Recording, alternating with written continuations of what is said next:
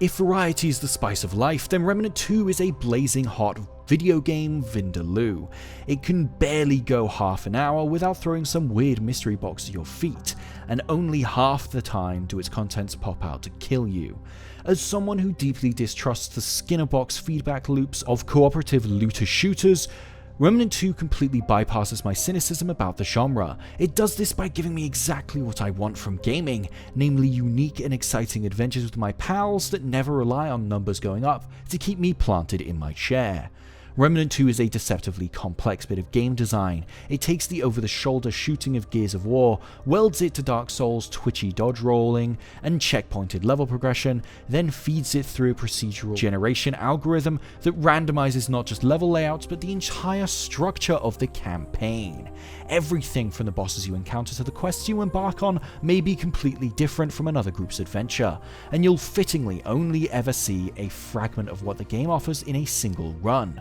Some quests have multiple potential resolutions, whilst others actively seek you out, literally yanking you into a new area like Arkham Knight's Man-Bat side quests. All, some, or none of this could happen to you on your adventure. There's a potential counter-argument here, which is, why not let people experience everything in one go? Well, personally speaking, I prefer a game that takes 20 hours to complete and leaves me wanting more, than one that takes hundreds of hours to complete and leaves me wondering how the hell I'm meant to find the time to play it again. This approach also makes a run of Remnant 2 feel pacey and purposeful, like a pastime rather than a project.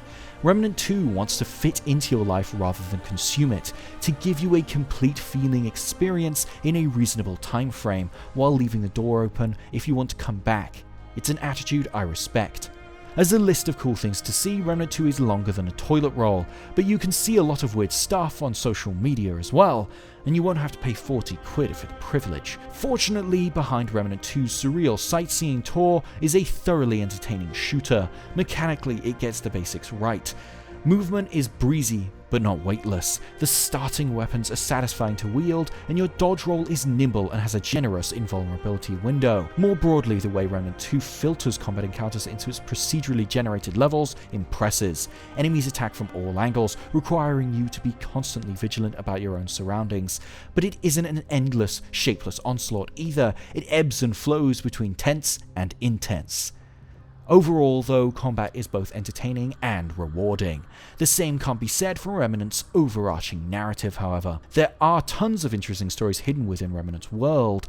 The main plot, however, is even more incidental than the first game, a find 3 things to save the universe affair that is very basic and lacks any interesting twists or characters. I can't imagine how hard it must be to write a coherent story for a game this wide-ranging, especially given large portions of Remnant 2's campaign are procedural. But this is also exactly why Remnant 2 needs it. Without a neatly threaded story or a consistent cast of side characters, Remnant 2 can at times feel like a bunch of random cool shit gunfire games tossed into a blender. Still, perhaps that's the price for a game that refreshes itself with every other step you take. I might not take any unifying life lesson from Remnant 2, but there are a dozen smaller moments that'll be bouncing around in my head for a good while. And that doesn't include the ones I haven't seen yet. It's a self-assembling experiential blind bag with layers upon layers of colourful, plasticky fun.